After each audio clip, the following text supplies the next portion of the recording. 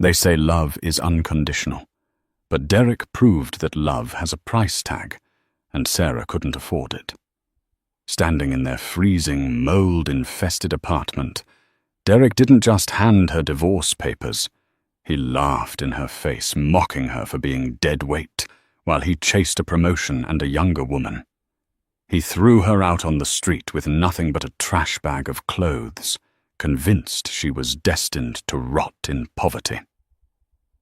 He didn't know that 3 states away, a gavel had just come down in a private probate court.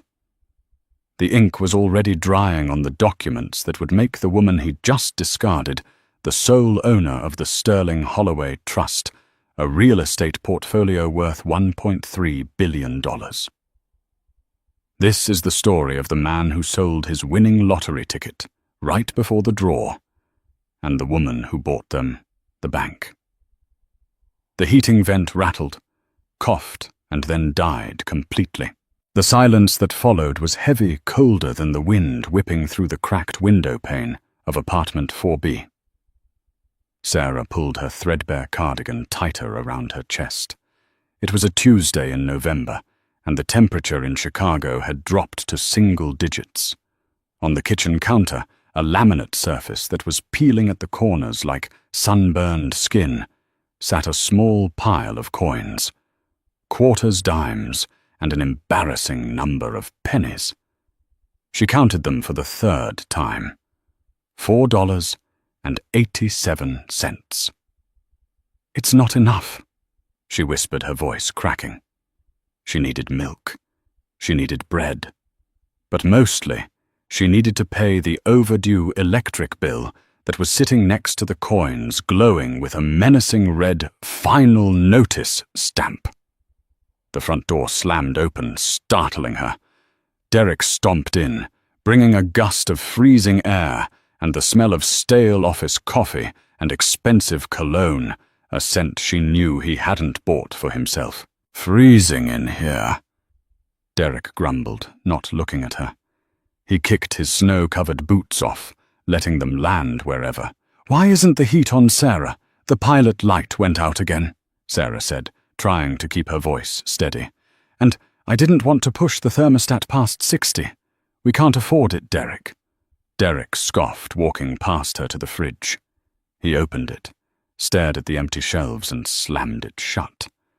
The magnets, a collection of save-the-date invites to weddings they couldn't afford to attend, rattled. Derek turned his eyes cold. "There isn't a we in the bank account, Sarah. There's me depositing my paycheck, and there's you draining it." "I was laid off," Sarah reminded him, the shame burning her cheeks. "The library closed. I've applied to 20 places this week alone. I have an interview at the diner on 5th tomorrow." "A diner?" Derek sneered. "My wife a waitress. God, you really have no ambition. Do you? You're just stagnant. While I'm out there clawing my way up at Oak Haven Logistics, trying to impress the VPs, you're here counting pennies." He saw the pile on the counter. He reached out and flicked a stack of quarters.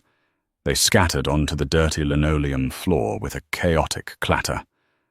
Sarah gasped, dropping to her knees to gather them. Every quarter mattered. Every cent was a lifeline. "Look at you," Derek said, his voice dripping with disgust. "Crawling on the floor. It's pathetic." Sarah stopped, a quarter clutched in her hand. She looked up at him. 6 years. They had been married for 6 years. She had supported him while he finished his MBA. She had worked double shifts at the call center so he could take an unpaid internship that led to his current job. She had sacrificed her credit score, her savings, and her dreams of finishing her art degree, all to build a foundation for him. "I am crawling," Sarah said quietly, standing up. "Because I am trying to keep a roof over our heads while you spend $300 on client dinners that show up on the credit card statement as the Sapphire Lounge." The room went silent. Derek's face didn't show guilt. It showed rage. He hated being caught, but he hated being confronted even more. "You checking up on me?" he asked, his voice dangerously low. "I balance the checkbook, Derek. I have to." "Well, you won't have to worry about the checkbook anymore." Derek reached into his leather briefcase, a gift she had bought him 2 Christmases ago by selling her grandmother's locket, and pulled out a thick manila envelope. He tossed it onto the table right on top of the final notice bill. Petition for dissolution of marriage. Sarah felt the blood drain from her face. The cold in the apartment suddenly felt insignificant compared to the chill spreading through her chest. "Derek, I'm done, Sarah. I'm done with the poverty. I'm done with the struggle. And frankly, I'm done with you. You're an anchor. I'm trying to sail and you're dragging me to the bottom of the ocean." "We promised," she stammered, tears welling up. "For richer or for poorer. We are in the poorer part right now. But we can—" "I'm not in the poorer part," Derek interrupted, a cruel smirk playing on his lips. "I just got the promotion. Junior VP of Operations, $85,000 a year, starting base, plus bonuses." Sarah stared at him.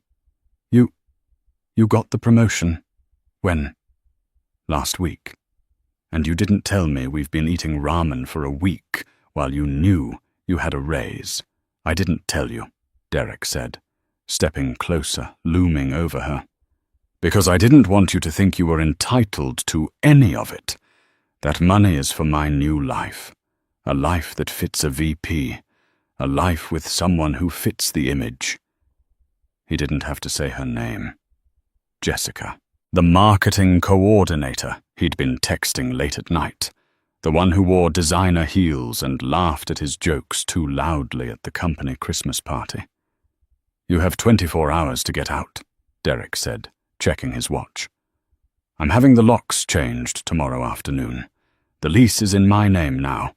I spoke to the landlord this morning." "Where am I supposed to go?" Sarah cried, the panic finally setting in. "I have no money, Derek. You can't just throw me out in winter." "Not my problem," he said, grabbing his car keys. "Go to a shelter.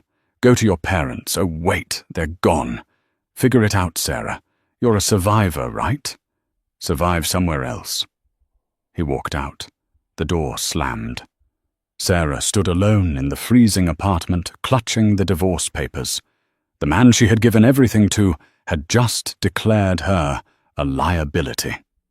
She had less than $5, no job, and nowhere to go. She sank to the floor and wept, unaware that her tears were the last she would ever shed over a lack of money. The next 24 hours were a blur of humiliation and despair.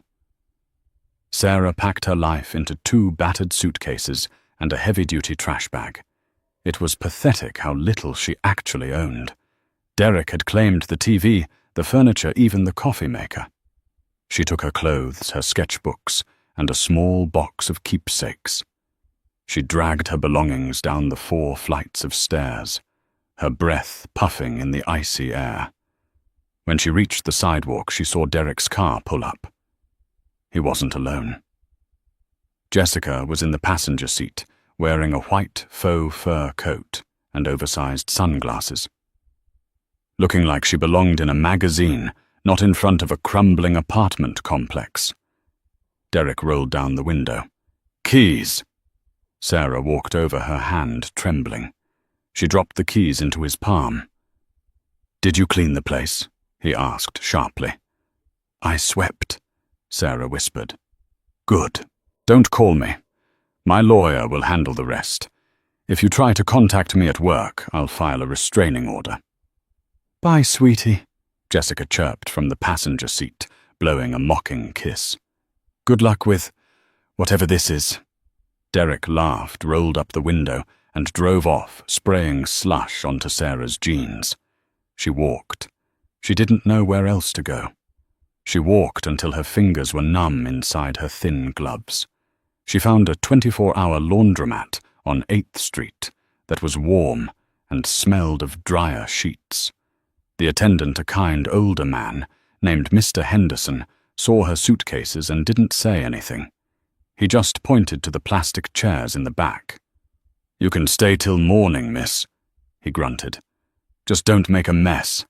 "Thank you," she choked out. She sat in the hard orange chair, watching the clothes tumble in the dryers, round and round, just like her thoughts. How did I get here? What did I do wrong? Around 3:00 a.m. Her phone buzzed. It was an unknown number. She almost didn't answer it. Bill collectors had been hounding her for weeks, but a strange instinct made her swipe right. "Hello." Her voice was hoarse. "Is this Sarah Elizabeth Hayes? Formerly Sarah Sterling." The voice was deep, authoritative, and distinctly British. "Who is this?" Sarah asked, clutching the phone. "If this is about the credit card debt—" "This is not a debt collection. Mrs. Hayes, my name is Arthur Pembroke. I am a senior partner at Pembroke, Stone and Associates, based in London. I have been trying to locate you for 3 weeks. It seems your contact information was intentionally obstructed." "Obstructed? Yes. We sent several certified letters to your residence, but they were returned as refused." Derek. He must have seen them. He must have thrown them away or sent them back to keep her in the dark. I didn't see them," Sarah said, exhaustion making her slur her words. "Look, Mr. Pembroke, I'm in a laundromat. I'm homeless. I really can't deal with whatever this is right now. Mrs. Hayes, please listen to me. Carefully." Pembroke's voice softened, losing its professional edge for a moment. "I am not asking for money. I am trying to give it to you. Do you know the name Silas Hawthorne?" The name triggered a faint memory. "My mother. She mentioned a Silas once. Her estranged uncle, I think he lived in Europe. She said he was a mean old man who hated the family." "He was a difficult man." "Yes," Pembroke agreed. "He was also a man who possessed a significant amount of property. Silas Hawthorne passed away last month in Zurich. He had no children. His siblings are deceased. He spent the last 10 years of his life investigating his lineage to find a suitable heir who had not, in his words, been corrupted by the rot of greed." Sarah looked around the laundromat. A homeless man was sleeping in the corner. The fluorescent lights buzzed. "Okay," she said dully. "So what?" "He left me a few $1,000s that would really help right now, actually." There was a pause on the line. A heavy, pregnant silence. "Mrs. Hayes," Pembroke said, his voice dropping an octave. "Silas Hawthorne was the majority shareholder of the Hawthorne Blackwood Real Estate Group. He owned 3 skyscrapers in Manhattan, 2 commercial districts in London, a resort in the Maldives, and roughly 40,000 acres of undeveloped land in Montana. The assets have been liquidated and consolidated into a trust." "I don't understand," Sarah whispered. "You are the sole beneficiary," Pembroke said. "After taxes, legal fees, and the charitable deductions mandated by the will, the net value of the inheritance is $1.3 billion US. Sarah dropped the phone. It clattered onto the linoleum floor, the battery cover popping off. Mr. Henderson looked up from his newspaper. "You okay, miss?" She scrambled down, her hands shaking so hard she could barely put the battery back in. She pressed the phone to her ear. "Hello. Hello." "I am still here, Mrs. Hayes," Pembroke said patiently. "I assume the shock is setting in. I am currently in Chicago.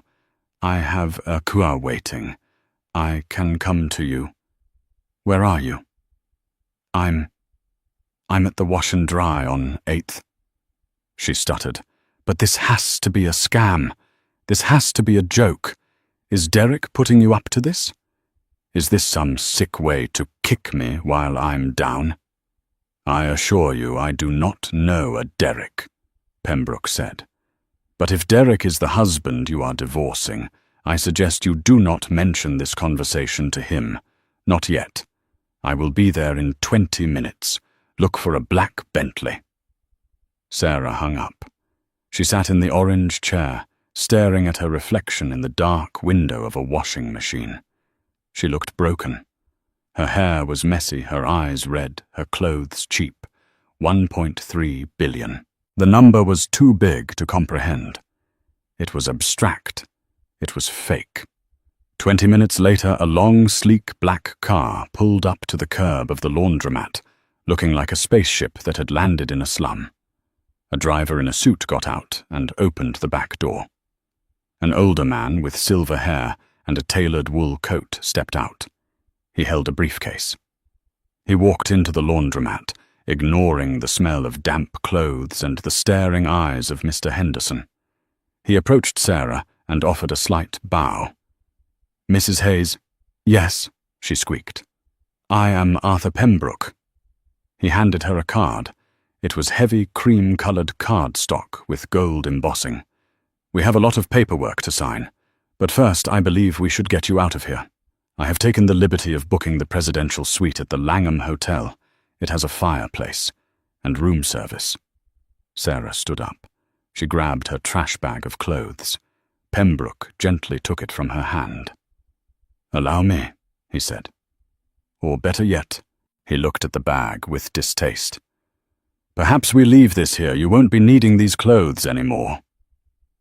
Sarah looked at the bag that contained the jeans she had worn when Derek told her she was worthless.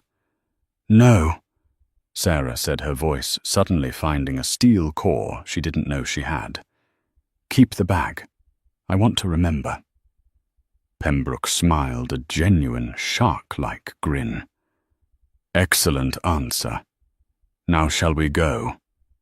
As Sarah stepped into the heated leather interior of the Bentley, her phone buzzed again. It was a text from Derek. "Derek. Found a box of your old art supplies in the closet. Threw them in the dumpster. Don't come digging for them." Sarah looked at the message. Then she looked at Pembroke, who was opening a bottle of sparkling water for her. "Mr. Pembroke," she said. "Yes, my dear. Does this inheritance, does it give me power?" Pembroke paused. "Mrs. Hayes, with this kind of capital, you don't just have power. You alter gravity. You can move mountains. Or more specifically, you can buy the mountain and evict everyone living on it." Sarah typed a reply to Derek. "Sarah. Thanks for letting me know. Enjoy the apartment." She hit send, turned off her phone, and watched the city streets blur by. The game had changed, and Derek Sterling had no idea he was playing against the house. The presidential suite at the Langham was larger than the entire apartment complex Sarah had just been evicted from. The floors were marble heated from beneath, and the windows offered a panoramic view of the Chicago skyline, a skyline she now owned a significant piece of. Arthur Pembroke sat at the mahogany dining table, organizing a stack of documents 3 inches thick. Sarah stood by the window wrapped in a plush white robe that cost more than her car. She had just taken a shower that lasted 45 minutes, scrubbing her skin raw, trying to wash away the feeling of the laundromat floor and Derek's cruelty. "The transfer is complete," Pembroke announced, capping his fountain pen. "The liquid assets are in your primary account. The real estate holdings are managed by the trust of which you are the sole trustee. Essentially, Mrs. Hayes, you are now one of the 50 wealthiest women in North America." Sarah turned around. She didn't feel wealthy. She felt hollow. "Mr. Pembroke, why me? Why did Silas pick me?" "Because you struggled," Pembroke said simply. "Silas watched you. He hired private investigators. He saw you work double shifts. He saw you support a husband who didn't appreciate you. He saw you pay off your parents' medical bills instead of buying a house. He wanted someone who understood the value of $1 to control his billions. Pembroke stood up and walked over to her. But now we must address the immediate problem. You are currently legally married to a man who just discarded you. In the state of Illinois, assets acquired during the marriage can be subject to division during divorce. Sarah's eyes widened. You mean Derek could get half after what he did? Pembroke smiled a cold, predatory expression that made Sarah glad he was on her side. Under normal circumstances, perhaps. However, Silas Hawthorne was paranoid.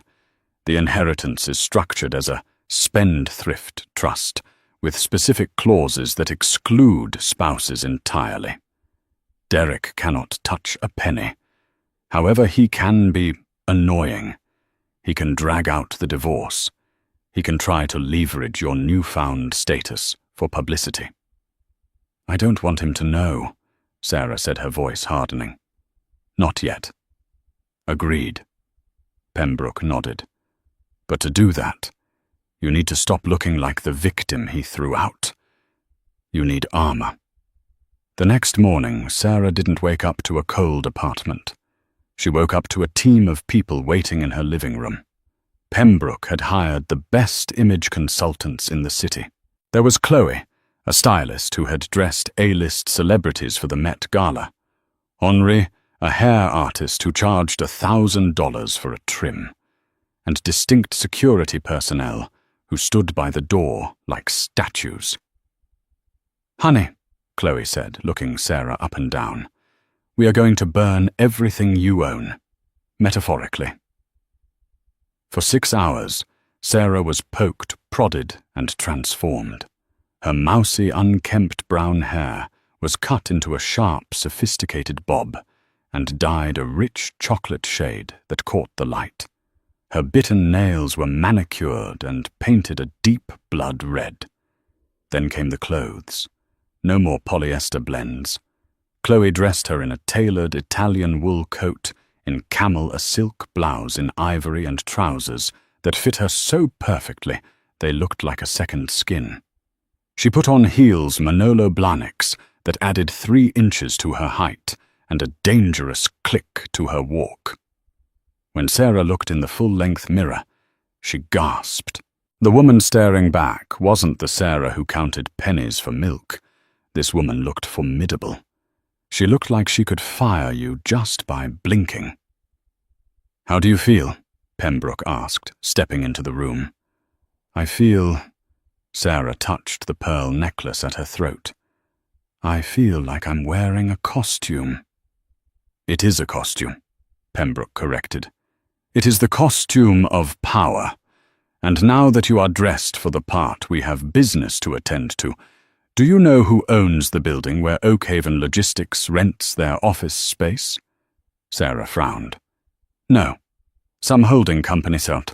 The Blackwood Group, Pembroke said, which is now you. You are Derek's landlord, and I believe the lease for Oakhaven Logistics is up for renewal next month. They are desperate to renew. They need more space. They are hosting a strategic partnership gala tonight to woo potential investors. Sarah looked at Pembroke. Is Derek going to be there? He is the new junior VP of operations. He will be leading the presentation. A slow smile spread across Sarah's face. It wasn't a nice smile. It was the smile of a woman holding a royal flush. Get the car, Arthur. I think I'd like to inspect my property. The Grand Illusions Ballroom was dripping with crystal and gold. It was the kind of venue Derek had always dreamed of belonging to. He stood near the bar, swirling a glass of scotch, feeling the fabric of his new suit. It was a cheap suit compared to what the CEO, Roger Caldwell, was wearing. But Derek felt like a king. You look tense, babe, Jessica purred, sliding her arm through his. She was wearing a red dress that was a little too tight and a little too short for a corporate event. But Derek liked the way the other men looked at her. "I'm not tense," Derek lied. "I'm focused. Tonight makes or breaks my career. If I nail this presentation, Caldwell said he'd put me on the partner track. We're talking 7 figures in 5 years. And the ex," Jessica giggled. "Did you finally stop blowing up your phone?" Radio silence. Derek smirked. "She's probably crying in a shelter somewhere." I blocked her number. I don't need that kind of negativity in my life. "Mr. Sterling," Roger Caldwell. A portly man with a red face and a booming voice waved him over. "Come here, son. I want you to meet the rep from the Blackwood Group. We finally got a meeting. If we can get them to sign the lease expansion, we're golden." Derek straightened his tie. "I'm ready, sir." "Good. Because the word is the Blackwood Trust just changed hands. Some mysterious heir took over. Nobody knows who it is, but they sent a proxy tonight. We need to impress them." At that moment, the double doors of the ballroom swung open. Usually guests trickled in. But the room went silent as a phalanx of security guards entered, clearing a path. Derek frowned. "Who is that, the mayor?" Then she walked in. She was flanked by Arthur Pembroke on one side and a massive bodyguard on the other. She wore a coat that looked like it cost more than Derek's car, draped over her shoulders. Her heels clicked rhythmically on the parquet floor. She wore large, dark sunglasses, despite it being evening. "That's the proxy," Jessica whispered. "She looks like a movie star." Roger Caldwell was already sweating. "That's the VIP. Everyone looks sharp." The woman stopped in the center of the room. A waiter nervously offered her a glass of champagne. She ignored him. Pembroke leaned in and whispered something to her.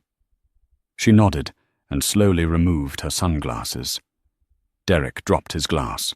It shattered, splashing scotch onto his shoes and Jessica's dress. "What the hell?" Jessica shrieked, jumping back. But Derek didn't hear her.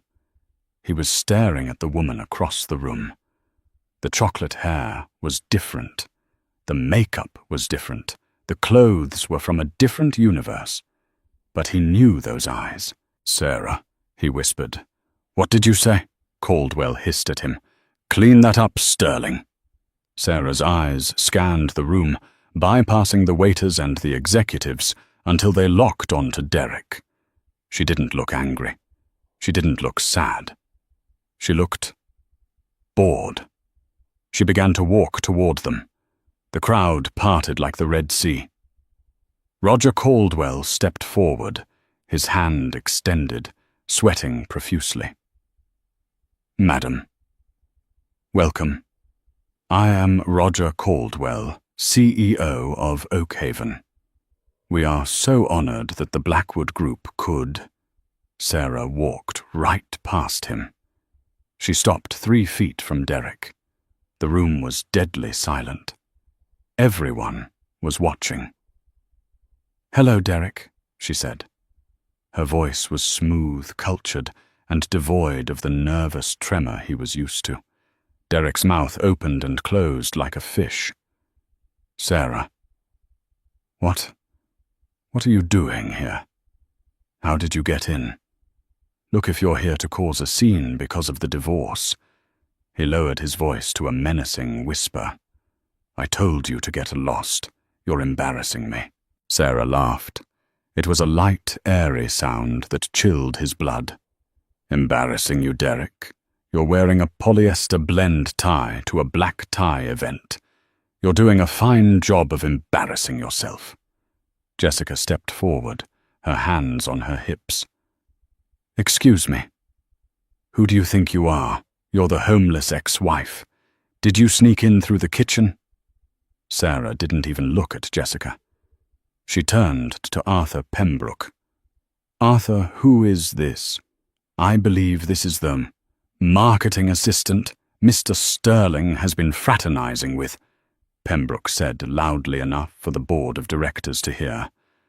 Roger Caldwell looked between them, confusion turning to horror. Madam, do you know my junior VP? Sarah turned to Caldwell. Know him, Mr. Caldwell?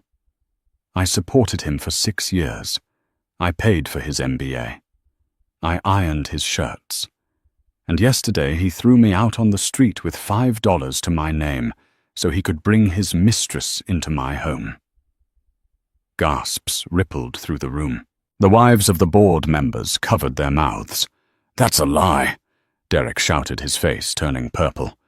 She's crazy. She's a stalker. Security. Get her out of here. 2 security guards from the venue stepped forward, unsure of what to do. Touch me, Sarah said calmly, and you will be unemployed before you hit the floor. Pembroke stepped forward, handing a business card to Roger Caldwell. Mr. Caldwell, allow me to introduce my client. This is Sarah Elizabeth Hawthorne Sterling. She is the sole beneficiary of the Hawthorne estate, which means she owns the Blackwood Group. Caldwell looked at the card, then at Sarah, then at the ceiling as if praying for deliverance. You own the building. I own the building, Sarah confirmed. I own the parking garage. I own the land this hotel sits on. And I am currently reviewing the lease renewal for Oakhaven Logistics. Derek felt the room spinning. The Hawthorne estate. The billions. Sarah. The woman who clipped coupons. Sarah. Derek stammered, his tone instantly changing from aggression to a pathetic attempt at charm. Baby, wait. Is this real? Why didn't you tell me? I didn't know until you kicked me out, Sarah said. It seems karma has a sense of humor, Derek. But we're married, Derek said, his eyes lighting up with greed. Sarah, look. I was stressed. I didn't mean what I said yesterday. The pressure of the job. You know how I get. We can fix this. We're a team, remember? For richer or for poorer? He reached out to touch her arm. Sarah's bodyguard intercepted Derek's hand, twisting it slightly, forcing Derek to his knees with a pained yelp. Don't touch the merchandise, the bodyguard growled. Sarah looked down at Derek, kneeling on the stained carpet in his cheap suit. We aren't a team, Derek, she said, her voice echoing in the silent ballroom. You filed the petition. You wanted a divorce. I'm just here to make sure you get exactly what you asked for. She turned to Roger Caldwell, who was looking at Derek with pure loathing. Mr. Caldwell, Sarah said pleasantly, I really don't think I can do business with a company that employs a man of such low moral character. It reflects poorly on my brand. Caldwell didn't hesitate for a second. I completely agree, Mrs. Sterling. Completely. He turned to Derek. Sterling, you're fired. Get your things and get Ulshaw out. Now, you can't fire me, Derek screamed, scrambling up. I'm the VP. I have the presentation. You have nothing, Caldwell roared. Get out before I have you arrested for trespassing. Derek looked at Sarah, pleading with his eyes. Sarah, please. My job. My insurance. You can't let them do this. Sarah checked her diamond watch. Actually, I can. I have a dinner reservation at Nobu. Arthur, shall we? She turned on her heel and walked away. As she reached the doors, she paused and looked back at Jessica, who was trying to hide behind a potted plant. Oh, and Jessica, Sarah called out. I hope you like paying rent, because I'm evicting Derek from the apartment tomorrow morning. Have a lovely night. Sarah walked out into the cool night air, leaving chaos in her wake. She got into the back of the Bentley, her heart pounding. How was that? Pembroke asked, offering her a water. It was... Sarah took a deep breath. It was a start, but he still thinks this is just about a job. He doesn't know what's coming next.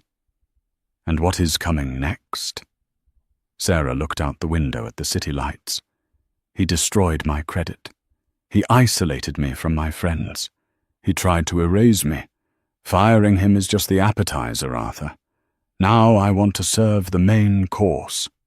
The Starlight Motel on the outskirts of Chicago was a far cry from the luxury apartment Derek had envisioned for his new life as a VP. The neon sign buzzed incessantly, a flickering red light that bled through the thin curtains of room 112. Derek sat on the edge of the sagging mattress, staring at his phone. The screen was cracked. He'd thrown it against the wall after checking his bank balance. He had $400 left. His credit cards had been frozen by the bank due to suspicious activity after his sudden termination and the subsequent panicked attempt to withdraw his 401k. The bathroom door opened, and Jessica stepped out. She wasn't wearing the faux fur coat anymore. She was wearing jeans and a hoodie, dragging a suitcase behind her. "Where are you going?" Derek asked, his voice hoarse. "I'm leaving, Derek," she said, not making eye contact. "My sister in Ohio said I can crash on her couch. Leaving now." Derek stood up, panic rising. "Babe, this is just a setback. I'm going to sue them. Wrongful termination. And I'm going to get half of Sarah's money. We're going to be rich. You just have to wait." Jessica laughed, a cold, sharp sound. "Rich? You're unemployed. You're homeless. And you're fighting a woman who has $1 billion. Do you know what kind of lawyers $1 billion buys? The kind that make people disappear. I'm not sticking around to be collateral damage. But I did this for us," Derek shouted. "I left her for you. You left her because you thought you were better than her," Jessica corrected, opening the door to the parking lot. "Turns out you were the baggage all along. Bye, Derek." The door slammed shut. Derek was alone. He paced the small room, his mind racing. Rage began to replace the fear. Sarah. This was all Sarah's fault. She had tricked him. She had humiliated him. She had hidden a fortune just to spite him. He grabbed his phone and dialed a number he had found on a billboard on the highway. Gavin Cross, attorney at law. "We fight for the little guy." "Cross here," a greasy voice answered.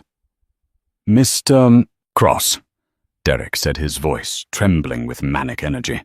"My name is Derek Sterling. I'm going through a divorce. My wife just inherited $1.3 billion, and she's trying to cut me out. I want to sue her for everything she has." There was a pause on the line, then the sound of a lighter clicking. "Come to my office," Cross said. "The consultation is free. But if she's really worth that much, we aren't just going to sue her son. We're going to destroy her reputation until she pays us to stop." 2 days later, the story broke. Derek didn't have the money for a court battle, so he chose the court of public opinion. He went on The Daily Scoop, a trashy podcast with millions of listeners. "She played me," Derek said into the microphone, forcing a tear to roll down his cheek. "I supported her for years. I paid for her food, her clothes. She was depressed she wouldn't work, and the whole time she knew. She knew this money was coming. She waited until I was exhausted, until I broke, and then she kicked me out so she wouldn't have to share. I'm sleeping in a motel, guys. I'm eating canned beans while she's at the Langham." The internet, fickle and quick to judge, caught fire. Comments started rolling in. "Justice for Derek. Gold digger. Sarah. Eat the rich." In the penthouse of the Langham. Sarah watched the interview on a tablet. Her face was pale. "He's lying," she whispered. He's twisting everything. Arthur Pembroke took the tablet from her and turned it off. Of course he is lying. It is the only weapon he has left. He wants you to react. He wants you to get angry and offer him a settlement just to make him shut up. It is a blackmail tactic. People believe him, Sarah said, looking at the hate mail piling up in her new email inbox. They think I'm a monster. Let them talk, Pembroke said calmly. Public opinion does not decide court cases. Facts do. And Mr. Cross, his lawyer, has made a fatal error. What error? He filed a motion claiming equitable distribution based on fraudulent concealment, Pembroke said, opening a file. They are claiming you knew about the inheritance before the separation. We can prove you didn't. But more importantly, by filing that motion, they have opened up the discovery phase. Pembroke smiled, and the shark was back. They want to look at your finances, fine. But the law says discovery goes both ways. We get to look at his. He doesn't have anything, Sarah said. He's broke. He's broke now, Pembroke corrected. But for the last 3 years, he has been a mid-level manager with access to expense accounts and vendor contracts. And I have a team of forensic accountants who have been going through the Oakhaven books since you bought the building. Sarah looked at Pembroke. Did he steal? Sarah, Pembroke said softly. Men like Derek always think they are smarter than the system. We didn't just find theft. We found a felony. Martz. The mediation was scheduled for a rainy Thursday. It was held at Pembroke's firm, a glass fortress in downtown Chicago. Derek arrived wearing a new suit. Sarah suspected Gavin Cross had bought it for him on credit, expecting a massive payout. Cross walked in next to him, a short man with slicked-back hair and a cheap briefcase. They sat on one side of the massive oak table. Sarah sat on the other, flanked by Pembroke and 2 other silent lawyers. Let's cut the chase. Cross started leaning back in his chair. My client is suffering. Emotional distress, loss of reputation, financial ruin. We are prepared to drag this out for years. We will subpoena every text message, every email. We will paint Mrs. Sterling as a calculating fraudster in every paper from here to London. Or, Pembroke asked, bored. Or, Cross grinned, you cut a check today, $50 million, tax-free, and Derek signs an NDA and walks away. Derek smirked at Sarah. It's a drop in the bucket for you, Sarah. Just pay me. You owe me. I made you. Sarah stared at him. She remembered the nights she waited up for him while he was working late with Jessica. She remembered the way he looked at her when she counted the pennies. I don't owe you anything, Derek, Sarah said quietly, but I am willing to offer you a deal. We're listening, Cross said, rubbing his hands together. Pembroke slid a single black folder across the table. What's this? Derek asked, reaching for it.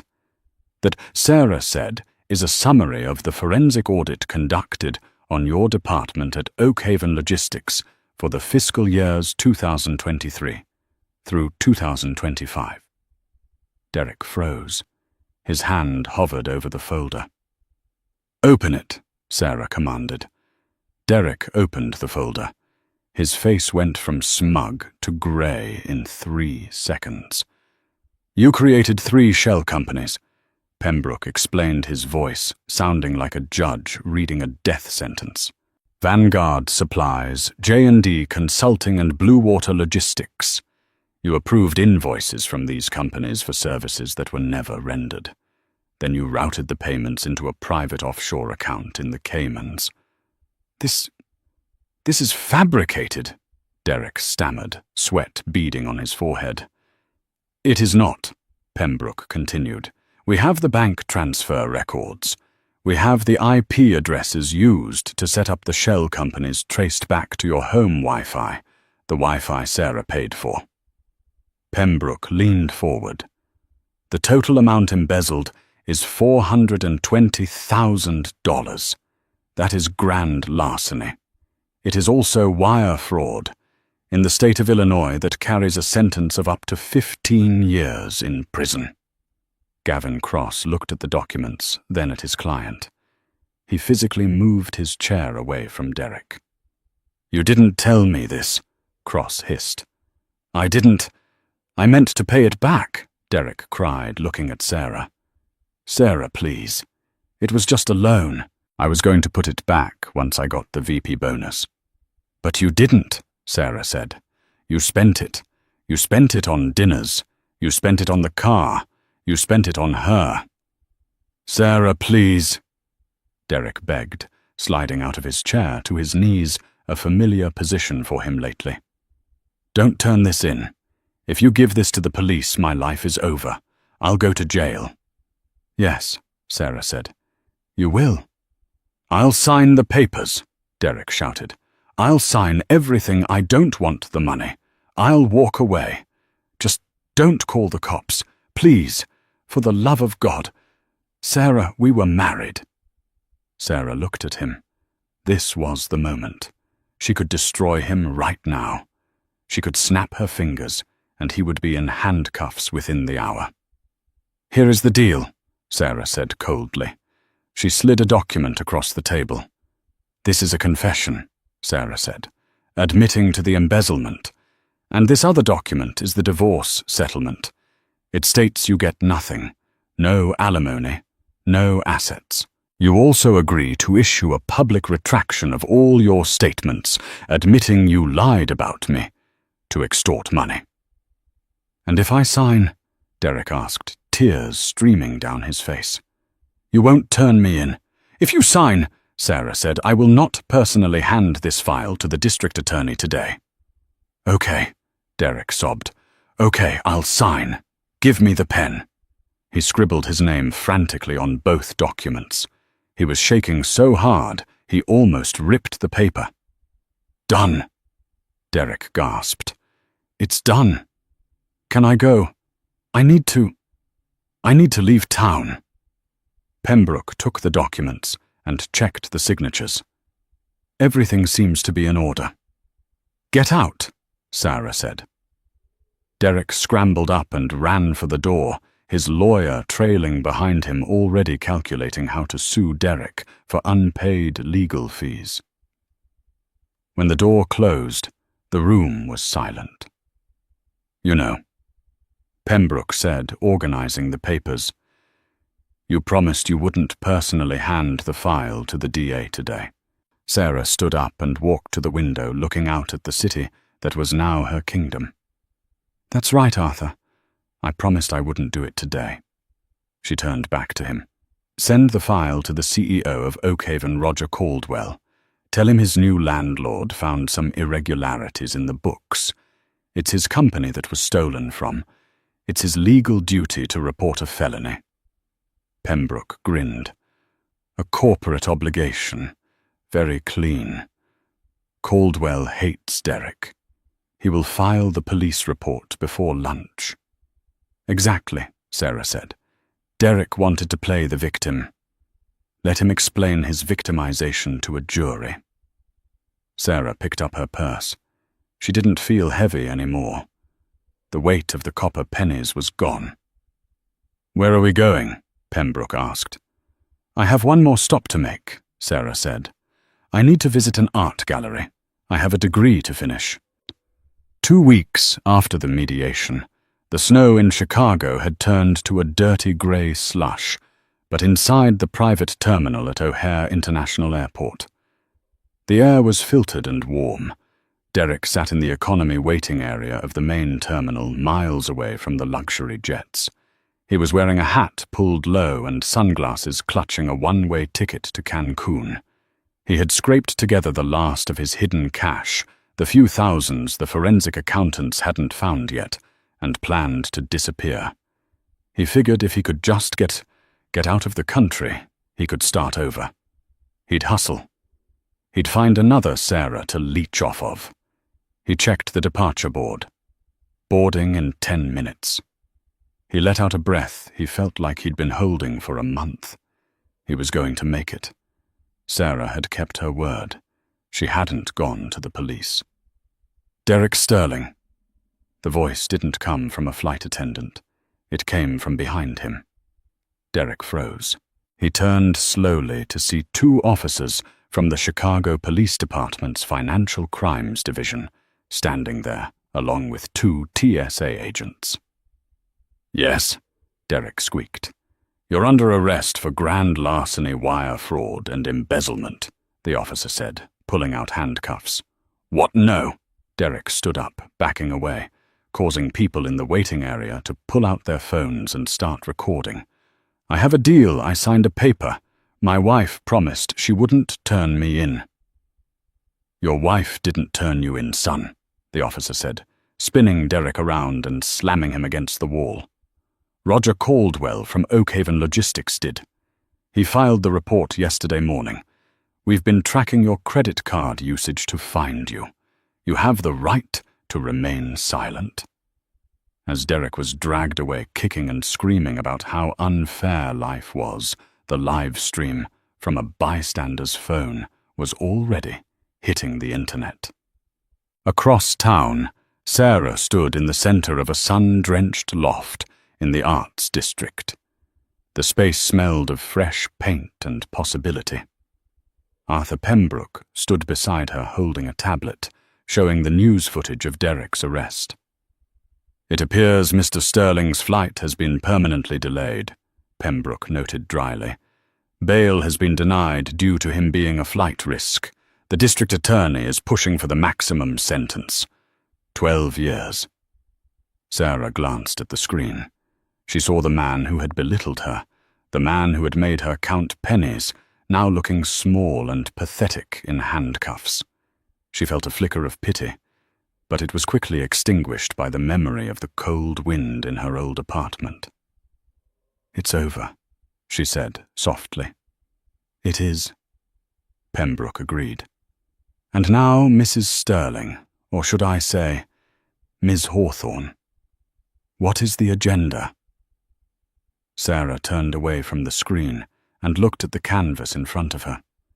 It was huge, 6 feet tall. It was a chaotic mix of dark greys and blues at the bottom, rising into brilliant golds and vibrant reds at the top. It was the first painting she had finished in 6 years. "I'm changing my name back to Hayes," she said. "Hawthorne gave me the money, but Hayes is who I am, and I'm opening this place next month, the Hayes Foundation for the Arts." "A gallery. A scholarship program," Sarah corrected, "for artists who are struggling, for women who are told they have to choose between their passion and paying the rent. I want to be the safety net I never had." "A noble endeavor," Pembroke said, a genuine smile touching his lips. Silas would have hated it. He hated artists, which means it is the perfect use of his money. Sarah laughed. It was a real laugh, full of joy and lightness. "Arthur, yes, Sarah. Thank you for finding me in the laundromat." "I was just doing my job," he said, bowing slightly. "But I must admit, it has been the most entertaining probate case of my career." Sarah walked to the window. Down on the street, life was moving on. People were rushing to work, worrying about bills, falling in love and falling out of it.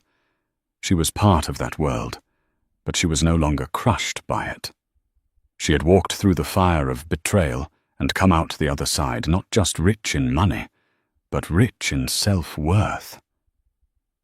Derek had tried to bury her, forgetting that she was a seed, and with a little bit of rain and $1.3 billion of sunshine, she had finally bloomed. Sarah picked up her paintbrush. The canvas wasn't finished yet, and neither was she. And that is the story of how Sarah Hayes turned her darkest moment into a $1 billion victory. Derek learned the hard way that you should never kick someone when they're down, because you never know when the tables might turn, or when that person might just buy the table, the building, and the bank you bank with. Sarah proved that the best revenge isn't just seeing your enemy fall, but rising so high that you can't even hear them hit the ground. If you enjoyed this story of betrayal, justice, and sweet revenge, please hit that like button. It really helps the channel grow. Share this video with someone who needs a reminder that karma is real. And if you haven't already, subscribe and turn on notifications so you never miss a new story. Let me know in the comments below. If you inherited $1.3 billion today, what is the first thing you would do? Would you buy a private island, or would you serve justice to someone who wronged you? I'll be reading your answers. Thanks for watching, and I'll see you in the next video.